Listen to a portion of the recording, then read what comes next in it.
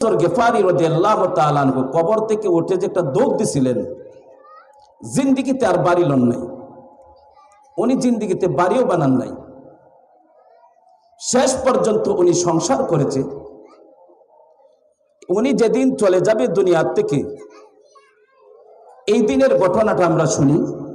আবু যর গেফারি রাদিয়াল্লাহু তাআলা আনহু যখন দুনিয়ার থেকে চলে যাবেন মৃত্যু সজ্জায়, উনি ঝুপড়ির মতন একটা ঘর বানাইছেন। ওনার স্ত্রী ওনার পাশে বসা। আবু যর গেফারি রাদিয়াল্লাহু তাআলা আনহুর সকরাত শুরু হয়ে গেছে। এই সকরাতের সময় আবু যর গেফারি রাদিয়াল্লাহু তাআলা আনহুর স্ত্রী পাশে বসে চোখের পানি ছেড়ে ছেড়ে কান্না করতেছে। হযরত আবু যর গেফারি রাদিয়াল্লাহু তাআলা আনহু তার কান্নার আওয়াজটা শুনছেন। কান্নার আওয়াজ শুনিয়া আবু যর গেফারি রাদিয়াল্লাহু তাআলা আনহু তার স্ত্রীকে বলতেছেন, স্ত্রী, আমি দুনিয়া থেকে বিদায় হয়ে যাব, এই জন্য তুমি কান্না করতেছো। আমার সংসার কিভাবে, তোমার সংসার কিভাবে চলবে, এই জন্য তুমি কান্না করতেছো। তোমার বাচ্চাদেরকে নিয়ে তুমি সংসার কিভাবে চালাইবা, এই টেনশন নিয়ে তুমি কান্না করতেছো। আবু যর গেফারি রাদিয়াল্লাহু তাআলা আনহুর স্ত্রী ডাক দেয়া বলেন, স্বামী গো, আল্লাহর কসম কে বলি, আল্লাহর কসম কে বলি, আমি এই টেনশন করিয়া কান্না করি নাই। আমি কিভাবে সংসার চালাইব, এই টেনশন নিয়ে আমি কান্না করি নাই। আমার ছেলেদেরকে আমি কিভাবে পরিচালনা করব, এই টেনশন নিয়ে আমি কান্না করি নাই। আবু যর গেফারি রাদিয়াল্লাহু তাআলা আনহু বললেন, বিবি, তাহলে কেন কান্না করতেছো? তখন আবু যর গেফারি রাদিয়াল্লাহু তাআলা আনহুর স্ত্রী বলেন, স্বামী গো, আমি এই জন্য কান্না করতেছি, আপনি এখন মারা যাবেন, মারা যাওয়ার পরে আপনার লাশটা জমিনের মধ্যে পড়ে থাকবে। আপনার লাশটাকে কাফন চড়ানোর মতন টাকা আমার ঘরে তো নাই। আমি কোন টাকা দিয়ে আমি কাফন চড়াইবো? এই টাকা আমার ঘরের মধ্যে নাই, এই টাকা পর্যন্ত আমার ঘরের ভিতরে নাই। এমন কোন আসবাবপত্র আমার কাছে নাই যে আমি জিনিসপত্র নাই যে এই জিনিসপত্র বিক্রি করিয়া আপনার জন্য কাফনের কাপড় ক্রয় করিয়া আনবো। স্বামী গো, আমি এই জন্য কান্না করতেছি।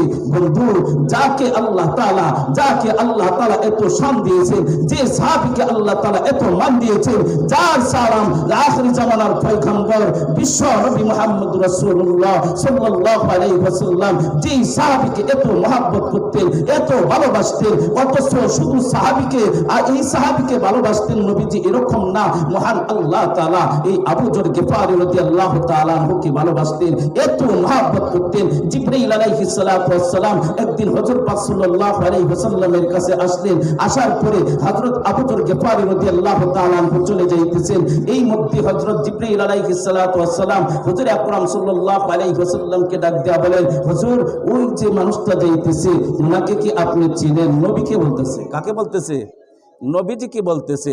নবীকে বলতেছে, এই যে মানুষটা যাইতেছে উনাকে কি আপনি চিনেন? আল্লাহর নবী বললেন, উনি তো আমার আদরের সাহাবী হযরত আবু যর গেফারি রাদিয়াল্লাহু তাআলা আনহু। হুজুর আকরাম সাল্লাল্লাহু আলাইহি ওয়াসাল্লাম বললেন, যে আবু যর গেফারিকে কি আপনি চিনেন? জিবরাইল আলাইহিস সালাতু ওয়াস সালাম বলেন, এই আবু যর গেফারিকে শুধু আমি জিবরাইল চিনি এমন না, আমি জিবরাইল চিনি শুধু এমন না, মিকাইল আলাইহিস সালাতু ওয়াস সালাম চিনেন, আজরাইল আলাইহিস সালাতু ওয়াস সালাম চিনেন, ইসরাফিল আলাইহিস সালাতু ওয়াস সালাম চিনেন। জমিনের মধ্যে যত ফেরেশতা আছে সমস্ত ফেরেশতারা আবু যর গেফারিকে চিনে। আসমানের মধ্যে যত ফেরেশতা আছে সমস্ত ফেরেশতারা আবু যর গেফারিকে চিনে। আরশে আজিমের মধ্যে যত ফেরেশতা আছে সমস্ত ফেরেশতারা আবু যর গেফারি রাদিয়াল্লাহু তাআলা আনহুকে চিনে। আল্লাহু আকবার বলি। সমস্ত ফেরেশতারা আবু যর গেফারি রাদিয়াল্লাহু তাআলা আনহুকে চিনে। অথচ তার ঘরের মধ্যে এমন কিছু টাকা পয়সা নাই, উনি মারা গেছে, ওনার লাশটা যে কাফন চড়াইবে এই কাফন চড়ানোর মতন টাকা ওনার ঘরের মধ্যে নাই। এই আবু যর গেফারি রাদিয়াল্লাহু তাআলা আনহুর স্ত্রী এই জন্য বসে বসে কান্না করতেছেন। আবু যর গেফারি রাদিয়াল্লাহু তাআলা আনহু বলেন, স্ত্রী কান্না করিয়েন না, স্ত্রী কান্না করিয়েন না। আমি যখন দুনিয়ার থেকে বিদায় হয়ে যাব, দুনিয়ার থেকে বিদায় হয়ে যাওয়ার পরে মদিনা থেকে একটা কাফেলা আসবে, এই কাফেলা আয়েশা আমার দাফন কাফনের ব্যবস্থা করে চলে যাবে। সুবহানাল্লাহ। কিন্তু দেখা গেল হযরত আবু যর গেফারি রাদিয়াল্লাহু তাআলা আনহু কিছুক্ষণের মধ্যেই দুনিয়া থেকে চলে গেলেন। এর মধ্যেই দেখা গেল আবু যর গেফারি রাদিয়াল্লাহু তাআলা আনহুর স্ত্রী অপেক্ষায় আছে যে আবু যর গেফারি যে বলছিলেন মদিনা থেকে একটা কাফেলা আসবে, ঠিক দেখা গেল একটু পরেই মদিনা থেকে একটা কাফেলা আসতেছে। সুবহানাল্লাহ বলছেন না? মদিনা থেকে একটা কাফেলা আসতেছে, আস্তে আস্তে দেখা গেল এই আবু যর গিফারি রাদিয়াল্লাহু তাআলা আনহুর বাড়িতে আসলেন। আবু যর গিফারি রাদিয়াল্লাহু তাআলা আনহুর বাড়িতে আইসা এই মদিনার কাফেলাটা আবু যর গিফারি রাদিয়াল্লাহু তাআলা আনহুকে গোসল করাইলেন, কাফন ছড়াইলেন, জানাজা পড়াইলেন, দাফন করাইলেন। দাফন কাফন শেষ করে এরপরে মদিনার কাফেলা উদাও হয়ে গেছে। সুবহানাল্লাহ।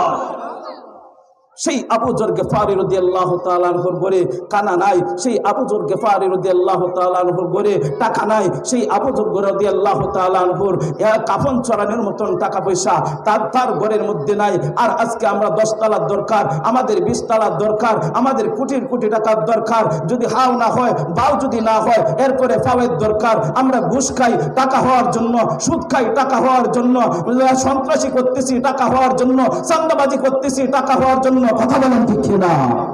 আমরা মনে হইতেছে আবু যর গিফারি রাদিয়াল্লাহু তাআলা আনহু কবরে গেছে, আমাদের মনে হয় যে আমরা কবরে যাইব না। এটাই বোঝা যায় আমাদের চল চাল, আমাদের আমল আখলাক আচার ব্যবহারে বোঝা যায় যে আমরা জমিন থেকে আর কখনো যাব না। কথা বলেন ঠিক কিনা? কিন্তু থাকতে কি পারবো? কি কম টাকা যাবে? টাকা যাবে না। এই জন্য এইটাই চিন্তা করতে হবে, আমি কর্ম করতেছি, রিক্সা চালাইতেছি, হালাল টাকা যা কিছু উপার্জন হয় আল্লাহ তাআলার সাথে আল্লাহ তাআলার কাছে শুকরিয়া আদায় করব। ব্যবসা করতেছি, হালাল ব্যবসা দিয়া যা কিছু হয় আল্লাহ তাআলার কাছে শুকরিয়া আদায় করব। পারবো না ইনশাআল্লাহ? এই জন্য আমরা দুনিয়াতে আসছি, অন্তত একটা ছেলেকে আল্লাহর সৈনিক বানিয়ে যদি আমরা কবরে যাইতে পারি। এই যে জামিয়া ইসলামিয়া বাইতুল কুরআন মাদ্রাসা, জামিয়া ইসলামিয়া বাইতুল কুরআন মাদ্রাসা, এই সমস্ত মাদ্রাসার মধ্যে আল্লাহর সৈনিক বানায়। কি বানায়? শুধু এই মাদ্রাসাই না, তাম দুনিয়ার মধ্যে সারা বাংলাদেশের মধ্যে যত মাদ্রাসা আছে প্রত্যেকটা মাদ্রাসার মধ্যে আল্লাহ তলোয়ার বানায়, আল্লাহ সৈনিক বানায়। এই সৈনিকরা যতদিন পর্যন্ত জমিনের মধ্যে থাকবে ততদিন জমিন টিকে থাকবে। যেই দিন সেই সৈনিকরা জমিনের মধ্যে থাকবে না, সেই দিন আল্লাহ তাআলা জমিনকে ধ্বংস করিয়া দিবেন। কথা বলেন ঠিক কিনা?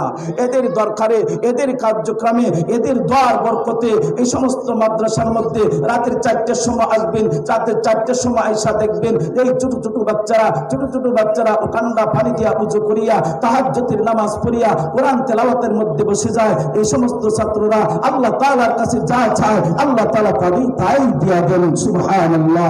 আমরা যখন আমাদের একটা ছেলেকে যদি আমরা হাফেজ বানায়া যাইতে পারি, আলেম বানায়া যাইতে পারি, তাহলে দুনিয়াও শান্তি হবে, আখিরাতেও শান্তি হবে। তাম দুনিয়া যাচাই করিয়া দেখেন, তাম দুনিয়া যাচাই করিয়া দেখেন। এই যে সরকারে বৃদ্ধাশ্রম বানাইছে, এই বৃদ্ধাশ্রমের মধ্যে কোটিপতির বাবা বৃদ্ধাশ্রমের মধ্যে আছে, ডাক্তারের বাবা বৃদ্ধাশ্রমের মধ্যে আছে, পুলিশ অফিসারের ছেলে, পুলিশ অফিসারের বাবা বৃদ্ধাশ্রমের মধ্যে আছে, লক্ষ লক্ষ কোটি কোটি টাকার মালিক তার বাবা বৃদ্ধাশ্রমের মধ্যে আছে। সারা বাংলাদেশ যাচাই করে দেখেন, একজন হাফেজের বাবা এই বৃদ্ধাশ্রমের মধ্যে নাই, একজন আলেমের বাবা সেই বৃদ্ধাশ্রমের মধ্যে নাই। কথা বলেন ঠিক কিনা? আমরা অল্প টাকা বেতনের চাকরি বাকরি করে এই অল্প টাকা বেতনের চাকরি দিয়াই আমাদের সংসার সুন্দরভাবে চলতেছে। এই এমন কোন হাফেজ নাই যে তার বাবাকে দেখে না, তার মাকে দেখে না, তার বাবাকে দেখে না, এমন কোন আলেম নাই। প্রত্যেকটা আলেম বাবা প্রেমিক, প্রত্যেকটা আলেম মা প্রেমিক। কথা বলেন ঠিক কিনা? এই দেশের আলেমরা মা প্রেমিক, এই দেশের হাফেজরা বাবা প্রেমিক। বাবাদেরকে যতটুকু মহব্বত করে তাম দুনিয়ার কলেজ, ইউনিভার্সিটি, ভার্সিটি যত ছাত্রী হয় এত ভালোবাসা বাবার সাথে নাই। কথা বলেন ঠিক কিনা? আমাদের একটা হইলেও সন্তানকে কোরআনের হাফেজ বানাইয়া আমরা দুনিয়া থেকে যাওয়ার তৌফিক দান করো। আমরা সকলেই বলি আমিন। ওয়া আখিরু দাওয়ানা আনিল হামদুলিল্লাহি রাব্বিল আলামিন। যা কিছু আলোচনা করেছি আমরা বুঝে শুনে